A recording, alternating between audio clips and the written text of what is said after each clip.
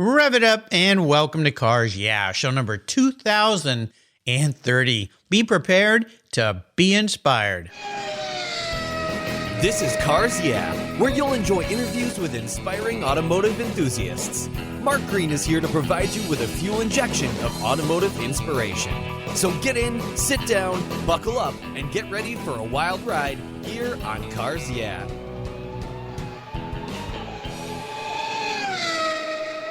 Hello, inspiring automotive enthusiasts, and welcome to Cars Yeah. Today I'm in beautiful Sherman Oaks, California, with a very special returning guest by the name of Justin Bell. You know who he is. Justin, welcome back to Cars Yeah. Do you have any gear, and are you ready to release the clutch?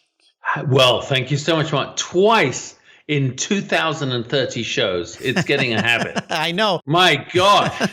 Well, I was saying to Justin here earlier that he was my guest number 918. His dad was on the show the day before. This was in 2017. So it's been 3.5 years since you've been a guest, which is too long, but your dad was 917. Of course, he raced those cars. 918, you're the younger of the family. I'm the electrified version. Yes. Sounds like. Yeah, just a little bit. Well, the world's going that way awfully fast. Now, before I give you a proper introduction as if you need it, and we talk about this really cool new venture you're doing, maybe tell our listeners one little thing that people might not know about you, because I don't think I asked you that last time you were on the show. I like photography, maybe more than anything else. A little bird told me this, and I didn't know that about you. You're a Leica man. Is that true? Yes. Well, I started off with no background in it. And I started by using a Hasselblad because I saw someone wandering around LA with one. I was like, oh my God, that's beautiful. One of those old, the 501 CM where you look through the top. And so I went on eBay and found one and bought one and didn't know how to use it. So a lot of YouTube videos later and a lot of expensive film wasted. I realized when I went to the racetrack that it was wonderful, but pretty hard to use in that environment because anyone that's used one knows you go one way for it to go the other when you're looking through the top. So if someone's walking past you. Anyway, Great for portrait, not very good in the hands of an amateur at a racetrack.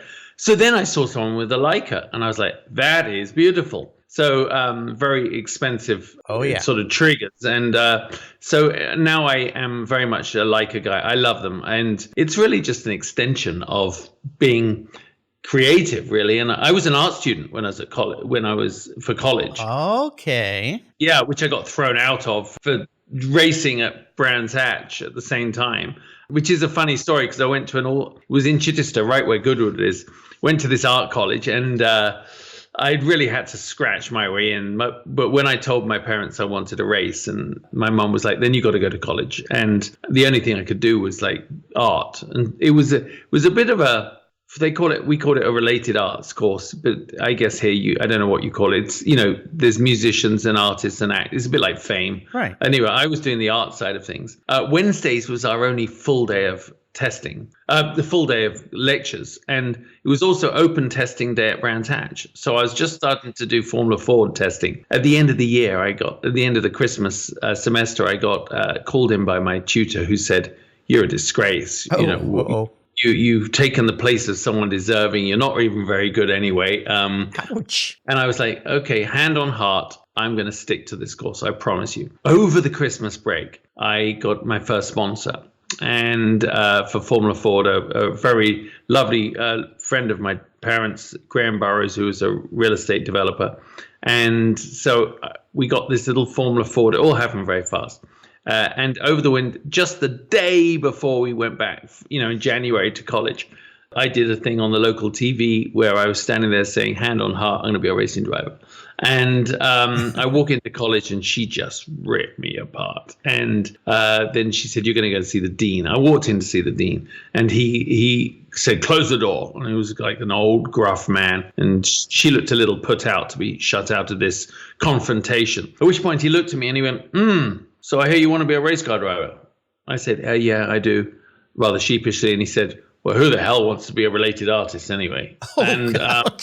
He said, good for you. He said, do you drink? Do you want a little scotch? So I sat down at 19 with the dean of the college, had a scotch, and he said, listen, we've got 90 girls on this course and 8 boys. So if you want to stick around, you can. So for the next year, I kind of floated in and out, and it was almost perfect. So anyway, I was creative then. Then racing, you shut that side of you away to be competitive. And then, well, I had to anyway. And about 10 years ago, funnily enough, I talked with Stephanie Hansen about it because he did the similar sort of thing. I started needing something creative. And obviously the television side of things is very creative and making shows and talk show and all that stuff. But I once I got the cameras, I realized that I could compensate for my lack of actual artistic skill with my creativity, and I love it. Taking portraits and things is part of what I do. Love it. Is that, what a great story. And I think that Dean was a very wise guy. Wise man, wise guy. Both, maybe. Both, yeah, but I think that's pretty cool. What a story. What do you like to photograph mostly? Is it people or racing or combinations, nature? Racing people. Racing people, yeah. Yeah, I think, well, it as well as anyone, interviewing people is a very personal thing. And when you talk to them, it's a conversation where they share with you, and if you get it right, they confide in you. And it's some you bounce along the surface and some you get deeper, and you don't know why they're different. So photography for me, when I'm taking portraits, is an extension of that. It's communicating with someone and hoping they're going to take off, that sort of cheesy grin that we all do. And if, I've watched amazing real photographers work, and they have a manner that disarms people and allows them to capture a little bit more of their soul, so to speak. And so I love it. And if I had a trust fund, that's probably all I'd do. I'd just travel places, and I might throw in some beautiful women too. I've got to say, I am a belle after all. If I could photograph elegantly clad or not so clad elegantly women, I probably would. And I just find it wonderful. I really do. And it's cars. I do take some decent shots of cars, but people are so good at that, and I don't seem to connect in that way. I get the odd good shot, but for me, it's more about the people. Yeah, it's great. Well, that's what cars are all about. Well, let me give you a bit of a proper introduction. We're going to talk about this new venture of yours, and I'm going to go back to the photography in our talk here today because I want to get a little deeper into that too, because that's something that I just recently learned about you before you called in today that I wasn't aware of. So I think that's very, very cool. There you are. Justin Bell is a TV and web show host with a lifetime of experience in the racing and automotive world. His career began in 1988, and since then, his accomplishments have included the 1997 FIA GT2 World Championship. He won at Le Mans, the 24-hour of Le Mans in 1998, and a second place finish in Le Mans and Daytona. A pair of SCCA Trans Am wins. It goes on and on. He's raced for major car manufacturers, including Saab, Peugeot, Porsche, BMW, Dodge, and General Motors. No doubt you've seen him on TV as a race commentator, and he co-produced and hosted The Torque Show with fellow racer and fellow guest here. In fact, Tommy Kendall was his co-host, and Tommy actually interviewed me on my 1000th show, which was kind of cool. Justin has launched a new venture titled Life with Legends. It's a video interview with the greatest drivers of all time. And of course, his father is a legendary racer, Derek Bell, with a long career racing and winning numerous championships, who was his first guest on his show, Life with Legends. We'll learn more about this in just a moment, but first a word from our valued sponsors. So give them a little love. My friends at Covercraft offer you 10 different options. That's right, 10 for your vehicle's protection. You can choose from Weather Shield HP, HD, Sunbrella, Ultratect, Reflect, Form Fit, Custom View Shield, and their newest 5-layer all-climate cover, 3-layer moderate climate cover, and a 5-layer indoor option. You have all sorts of ways to protect your car. All of these are custom tailored by Covercraft's talented craftspeople. It's the form and fit with the quality to attention to detail that's been their standard since 1965. Surface protection is the best way to preserve the investment you've made in your vehicles. It's what I do.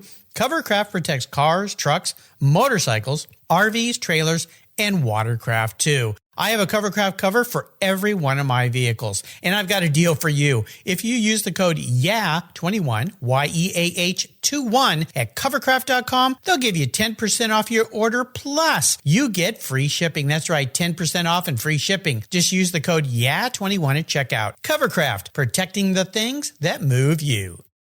I was talking with a buddy of mine the other day, and he asked me about American Collectors Insurance. He said, while I listen to you on Cars Yeah, you're always talking about agreed value collector car insurance. Well, I insure all my cars on my regular auto insurance policy, and I've done it for years. Why use a different company for my collector cars? I get a multi-car discount. Isn't that good enough? I suggested he call his carrier and ask how much he would get if his collector car was totaled or stolen. He called back and said, boy, that was a scary conversation. The value of my car wasn't even close to what it's really worth. Thank you for the education, Mark. So don't just hope for a fair claim settlement. Be certain and know exactly what you'll receive with an agreed value policy. American Collectors Insurance has been protecting enthusiasts since 1976. Give them a call today for your personal agreed value quote at 866-ACI-YEAH. That's 866-224-9324. Tell them you're a friend of Mark Green's at Cars Yeah. American Collectors Insurance, classic car insurance,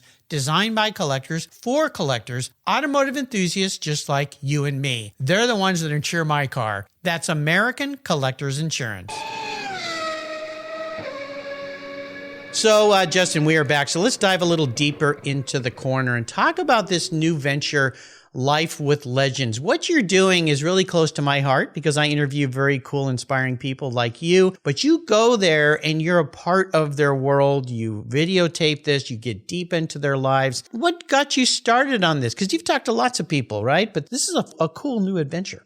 Yeah, I mean, Mark, it's an interesting evolution, really. It's a pet project. It's a personal project. Really sparked by, let's just say 2 years ago, when sitting at Le Mans with Dad and Jackie X at the Hotel de France on the Friday night, and they're talking and their stories, and it's so intimate. And I'm going, gosh, I wish I could record this. But anyone that knows Jackie X knows that that's a tougher thing to do. Yeah, I've been trying to get him on my show for years. Not going to happen. Not going to happen. But, I realized that through my own achievements there, my family's, Dad's achievements, and just having been grown up in it, I had amazing access. And I thought, actually, I can get to anyone. And the first time round was obviously the talk show was a big part of that. We can talk about that in a second. But, at the IMSA races, but I realized that we were leaving quite a lot on the table. And what about me, especially as the older guys are timing out on us, what about me just sitting down with them really with not really much of an agenda and having the deeper, more intimate conversations that I have with them or I want to have with them.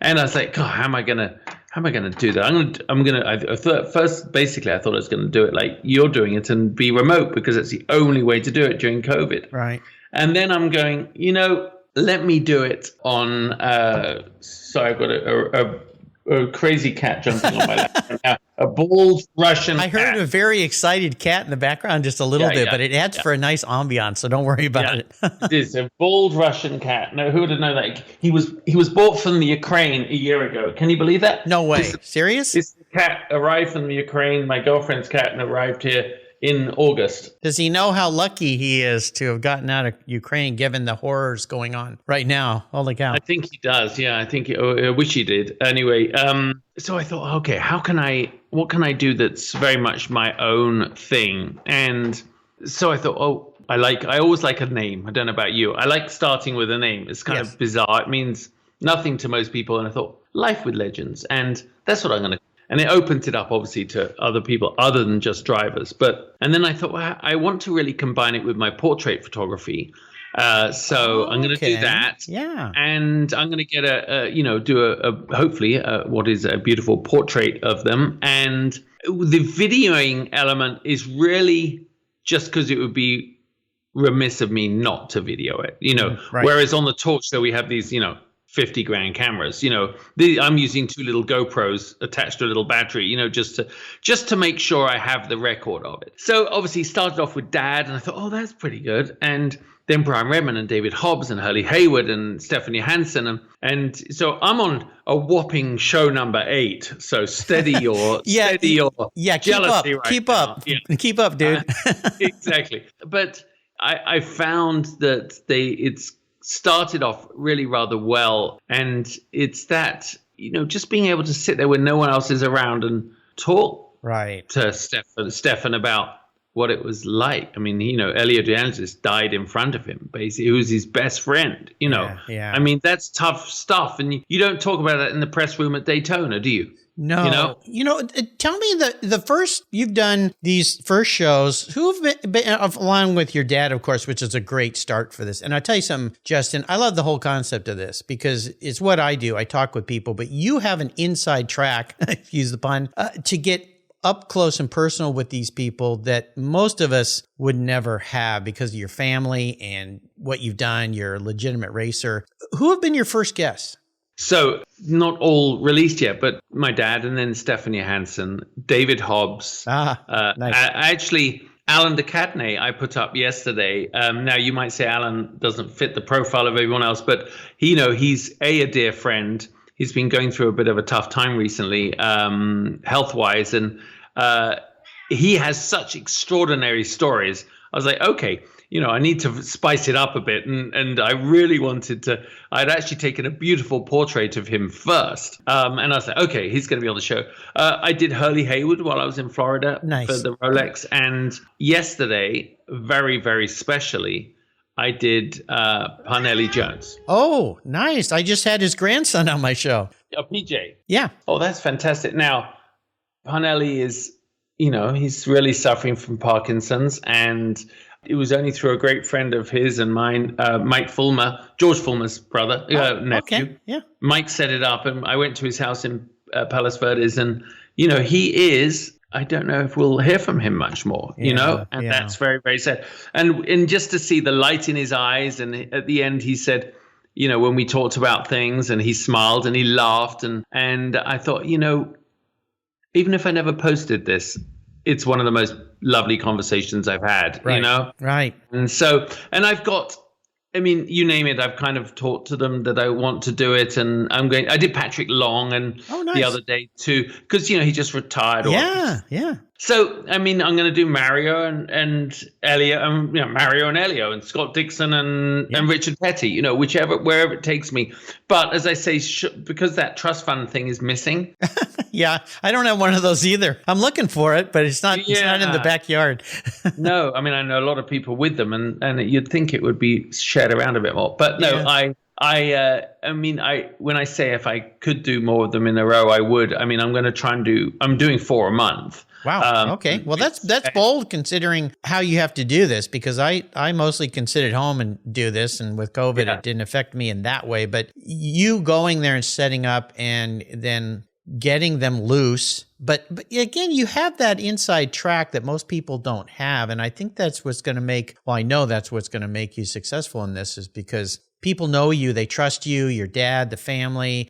And again, talking with racers talking with fellow racers is different than, even though I vintage race, I'm not a real racer. So me talking with a racer is a different deal. So you've got a huge advantage. I think it does. And also, I want to take their portrait. Yes, so I have to be there. Yeah. So that's a big component for me. And so I'm doing it rather geographically. I'm a geographically opportunist. It's like I go to Daytona, knock out 4 of them. Back in California, I reached out to Travis Pastrana the other day, and by text I got his number from Tanner Faust, and it was a resounding silence back from him. But it's because he's probably like, who the hell is Justin Bell? He's not in my world. I'm not in his world. Right. But I'll get to people. So do California, and then when you look at the East Coast, there's so many people live there. I'll do that. And then great things like Jackie X is coming across for Pebble Beach. I'm going to organize to sit down with him there.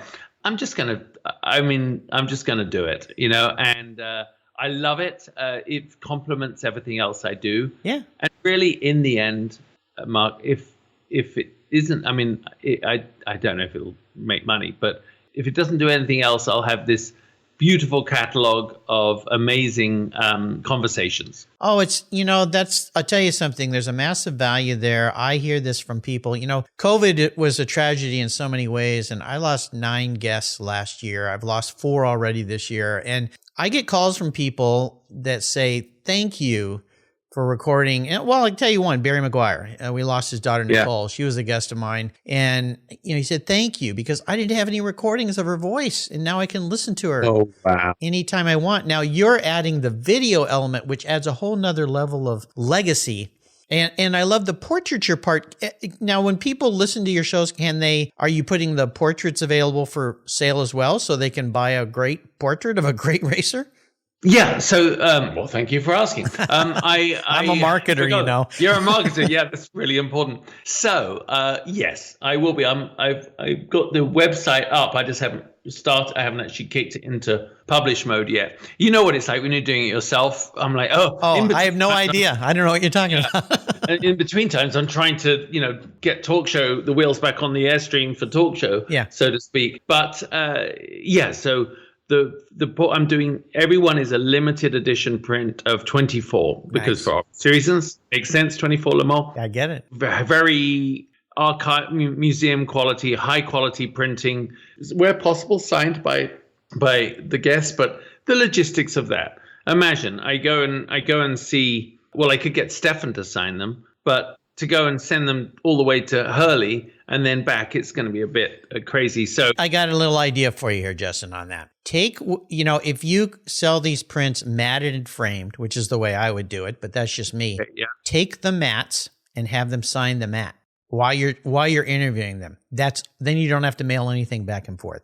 That's your tip for the day. Okay, I will take that. I was actually going to do it off maybe a certificate of authenticity. You know what I mean? Well, I think people that like stars, I'll use the word stars, but famous people, they love autographs and they want to see the autograph on the print. And this is a good segue to my next question for you, because I'm going to talk a little bit about inspirations, which obviously these conversations are inspirations. We're going to take a short break for our sponsors first, but when we come back, let's talk about that. So keep the seatbelt cinched tight. We'll be right back. You listeners know that I'm a huge car care fanatic, and my friends at AutoGeek created their Wolfgang Deep Gloss Paint Sealant for perfectionists like you and me. Wolfgang Deep Gloss Paint Sealant is designed to provide long-lasting protection and a glossy, slick finish that, well, it's unmatched. The use of polymer technology ensures your paint is protected from environmental contaminants, those damaging UV rays, and lasts up to 3 months long. By providing the glossy look of carnauba wax with the longevity of a synthetic formula, Wolfgang Deep Gloss Paint Sealant is the best of both worlds. Go to autogeek.net to get yours for the best product selection on the internet today, along with their skilled technical support. Autogeek.net is where I go for all my detailing needs. That's autogeek.net. I've discovered Linkage. It's a new quarterly publication and website that covers the automotive market, driving, restoring, collecting, and discovering your passion for motor vehicles. Linkage is about experiences, opinions, and values. Linkage is an actual informed, reasoned opinion based on first-hand experiences. A talented Linkage team covers the automotive world, the people who share your passion and mine, smart, considered, rational, and experienced opinions, ones you can learn from and grow. That includes our passion that drives auctions and the collector car market. So come with me and join us on this journey. And be sure to use the code CARSYEAH when you subscribe, and they'll give you $10 off. Boom! Linkage, geared for the automotive life. Subscribe today at linkagemag.com. So we're back. So we were talking about inspirations, at least I was, and what you're doing is you're inspiring people like what I try to do every day. When you go to these portraits, which I think is a brilliant way to combine things with these elements, I have another idea for you, Justin. I'm an idea guy today. I like this. What if you included a recording of the interview with the print that somebody on a little thumb drive or something that somebody could have with the print so they could watch that anytime? Now that's my other marketing tip for the day. No, I tell you what, you are genius, because this actually, part of it started was, like, I always think big. I think I want to have an exhibition and I want to have the print. Yes. I want to have the print right there. And I want to have, a larger scale of the print in an exhibition. Yeah. And almost like if you put a headset on or a little sound booth, you could hear parts of that interview. And then, of course, then I had friends saying, you should do it as an NFT. And I'm like, oh, my son is. And I'm going, hey, listen,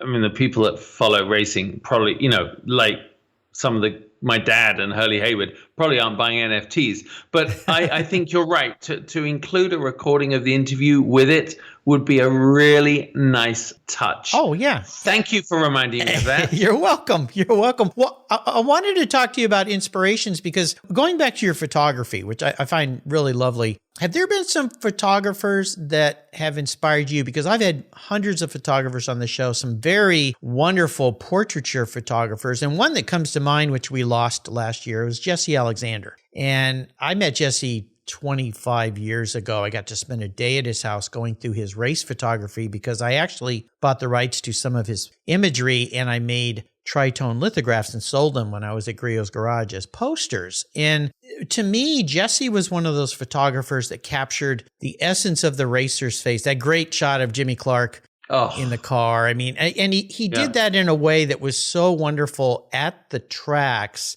Have there been some photographers that have been inspirations for you? Well, weird. I'm staring right now on my shelf at Monaco by Jesse Alexander. There you go. I went to his house a couple of times. Oh, in Santa Barbara there on the beach? In Santa Barbara. Yeah. And I went to his studio when he had it in Carpentier or whatever. Okay. Yeah. And then went to his house about 2-3 years ago now. And he was a very big inspiration to me. And the fact that, you felt you've been there too. So the way, he'd have the pictures with those little mounts on, just sitting in racks. And then you'd look at them and he'd tell you about what that moment was. And for me, again, it's that connection as a driver. I'm thinking about being in the car while Fangio's going, broadside through the corner. And he was on the corner with a camera. And I was like, God, it's a bit like World War I as opposed to what we'd have now, as in, the soldiers were in the trenches 10 feet apart. That looking each other in the eye. That's what their photography was like. And I thought it was beautiful. And if anyone goes to @LikeARacer, which is my Instagram account for my photography, okay, LikeARacer, and I have a portrait I took of Jesse, and I said, do you mind if I take your portrait? And he was so gracious. And I mean, I'm not a pro, so I'm thinking what am I doing here? It's like going to Wolfgang Pucks and saying, hey, can I cook a pizza for you? Do you mind? Yeah, I just feel like frying up something here. How are you doing? So anyway, he was very gracious, and I showed him the picture later on, and he liked it. But there's been various ones that I look. I mean, when I have portrait books, Anna Leibowitz and people like that. But in the motorsport world, today's crop of photographers, from Richard Dole, who I think is just brilliant, to Jamie Price, who always seems to be in the right place at the right time. And, what I love about their photography is they obviously have clients that have to pay them and say, make sure you get, Konica Minolta full size on the screen. But they also have this creative side. And I love that. And of course, seeing what they do at Daytona, I'm poncing around with my camera, just like, oh, let me get a sunset shot, or, I want to go for dinner. So while it's dark, I'll go and take some photographs of my friends. But, they're up all night through the rain, through the cold. And so I have a lot of respect for them. Another guy that I think his work is sublime is Camden Thrasher. And he, if you don't follow him and you don't see his stuff, he works and he sort of paints with light in a motorsport way, which is truly unique. He also has a client with WeatherTech that let him do that because they're not so bothered about all the branding on everything. They just want beautiful shots, and he gets them. Really inspiring. And from the portrait side of things, you just follow lots of different people and go, God, how did they do that? And then I just try and do it, Yeah. Well, there's so many great ones. And, I'll remind our listeners here today, I've interviewed hundreds of people on this show, well, thousands now, but I've got a little over 100 really great photographers. Many of them you'll know, Justin, that have been on the show, and your name will go up there now, of course. So, yeah, you'll be part of that group of Cars Yeah alumni. Now, we always talk a little bit about cars here today, and we got to do that because we're with you, and you're a guy, and you love cars, of course. If you look back in your experiences with great cars, could be race cars, could be street cars, is there a special vehicle story that maybe you can share with us today that stands out? Yeah, I mean, for me, it's hard to separate my life from cars, really. And I spent most of my life, especially all the way through till I started racing, not really realizing that my actual existence was so tied and connected to the world of cars. I mean, there's wonderful things when you have memories, and then you have memories that actually were created by stories your parents told you, and then you adopt them, and which is sort of why I really enjoy a lot of being at the car concours and all those kind of things, because I see cars that trigger memories, and I'm like, oh my God, we had one of those. And, I think I was there, but I don't remember it. But it was always an impactful story to me, was when Dad was driving for Ferrari in Formula One. So we're talking 1970. He bought, they didn't give you, but he bought, and I think it was probably at a little discount, I don't know, but he had a 275 GTB. And so basically a Daytona. And anyone that knows those cars knows there's no back seats. There's just a little parcel shelf. So my sister and I were, let's say, 3 and 2. Wow. And my mum was in the front seat. We were in the back seat in ski jackets. Like, they made a nest out of the ski jackets, and we were just plopped in the back, in the parcel shelf. Think about that. No cost. I know, I'm crazy. Yeah. Right? And Dad said he was driving down. They were driving down the Autostrada. He was heading from England down there and to Italy. And my mum was asleep. We were sound asleep, curled up in the back. And he said I hit over 170 miles an hour on the Autostrada in the Daytona. I thought, God, what a wonderful world this is. Anyway, fast forward to me being about 22 years old, and I did this fun event called the London to Venice Challenge on the Orient Express, and we had to beat the Orient Express down there, and we weren't allowed to use highways. So anyway, on the trip, I drove a variety of cars. I actually did it with James Coburn, which was fantastic. Gosh. Wow. Yeah, really fun, and lots of adventures and mishaps and things. And anyway, so I met a guy on the trip who had a Daytona. Told him about this story, and he said, well, let's reverse the route, let's drive back and see, obviously minus the kids, but sure enough, his car did 175 miles an hour in a straight line. And I was like, wow, what a connection. Wow. But I must tell you, so funny. That reminded me, James Coburn and I, so we left Victoria Station. I mean, I'm 22 years old and, full of rubbish. And I was very impressed to be with a movie star, probably the first real one I've met. And he was very a formidable looking man. Like, he was a serious guy. Yeah. Yeah. And anyway, we leave London, this convoy of cars. Now remember, this is pre-cell phone. This is, when people were, they didn't have the Cannonball Run. We didn't have YouTube. There's no Instagram, so you kind of got away with quite a lot. But we left London in this convoy of really silly cars, trying to head down to Dover to the docks to take the ferry to take the ferry. And as we pull off the exit, there's a cop there because someone had obviously called us all in on the, actually had to stop and make a phone call. Right, yeah. Say these idiot hooligans on the road. As we get there's this solitary British policeman, this little noddy car sitting there, and we pull off he pulls us all to the side, like 10 of us in a row, because we were in different groups. And so we all get out, and this policeman is so irate, and there's all these people and kind of exotic looking people, and he's asking for licenses, and there's licenses from every country in the world being shoved in his face. He was getting quite flustered. Yeah. At which point, James Coburn, he kept on looking towards the Daytona, and he could see someone in there, and James Coburn unfolds himself from the Daytona. I was in a Di Tommaso Pantera, sorry.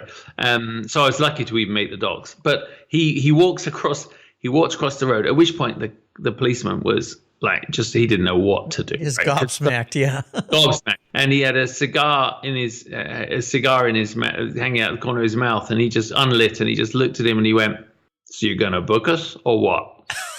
and the cop just folded and said, "Just get out of England, all of you, go. Just go, get on the ferry and leave."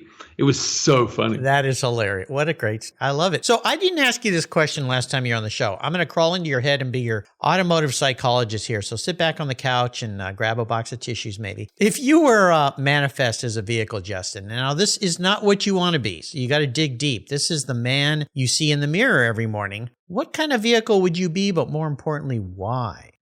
Ooh, what a good question. Well, I'm definitely not a Dodge Viper. I'm not big enough for that. I'm definitely not a Dino, because maybe I would, but I like to think I was a bit bigger than that. I think a DB4.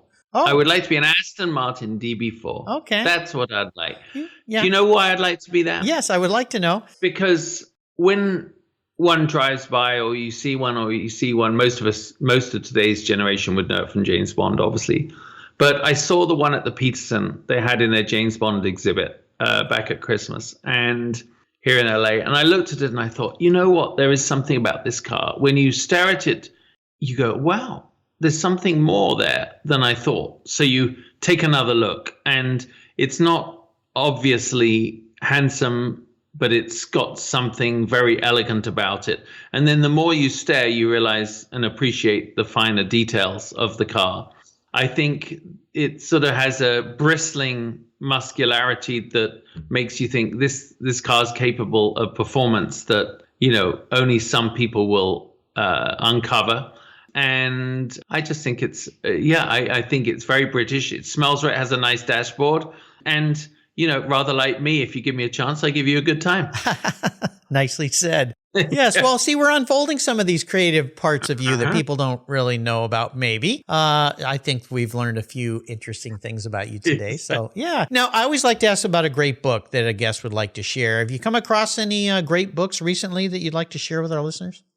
I really enjoyed reading, well, there's two. I read Hobbo, David Hobbs's book, and I read Brian Redman's book. Yeah. And, the reason I think they were meaningful to me is I'm very connected, especially as Dad survived it too, to those drivers that walked through that very dangerous forest that they all, those drivers in the 60s, 70s, and early 80s had to go through. It was, and I think there, especially Brian's candor about the people that were lost and the danger and everything. I really enjoy them. And I mean, there was also a connection, whether it's my dad's book or any of these guys, in the fact that when they started, it was without serious intent. They loved it. It was a hobby. They got into it. Who knew you'd be driving for Ferrari in 5 years? There is not one driver of the last 20 years can say the same thing. No. Especially the last 10 years. You're manufactured. It doesn't mean you're not brilliant, by the way, I'm saying. But you and your parents and whoever's supporting you, it's with the singular goal of becoming a top racing car driver and making money at it. I'm not talking about if you're doing club racing or something. I'm saying, if your parents are spending 150 grand a year on karting, it's not because they want you to have a smile on your face. It's for that, and the fact they want you to be Lewis Hamilton. And so I think there's a naivety that has been lost. And those guys, when you talk to any of that sort of generation, they started it because they loved it, and boy, weren't they lucky. It led them to great success, and they lived. And they lived, and they're still with us. Yeah, I've been very privileged to have all those guys, David, Brian, your father, of course, and you, of course, to be guests on the show and get to share these stories. So they're all wonderful, wonderful people for sure. So before I let you go today, I'm going to take you on the ultimate drive, which means I have an open checkbook. I am a patron that loves to spend money and take my guests on wonderful journeys. The ultimate drive. So what does the ultimate drive look like for Justin Bell? And here's how it's set up. I'm going to give you any car. I'm going to put you with any person, living or somebody who's passed, and you can be driving anywhere. This could be a racetrack or somewhere in the world. So what's the ultimate drive look like? Maybe just for you today. What a beautiful question. Well, it might sound funny to people. I mean, I think I would take, it's not crazy. I would take Chad McQueen, who's a great friend. Yeah. And we would, maybe we'd just get in a 911 and an old early 70s 911 and drive across Europe, do a little road trip through the Alps, down the other side. We have the connection from the movie and we're friends and our dad's working together with Steve McQueen and everything. I don't know. That came to me as that would be a pretty darn good drive. Obviously, I'd like to be in a Ferrari with Cameron Diaz. But that's the other side of it. But I was about to say I can do that. No, I can't actually. But she doesn't know I exist, but she should.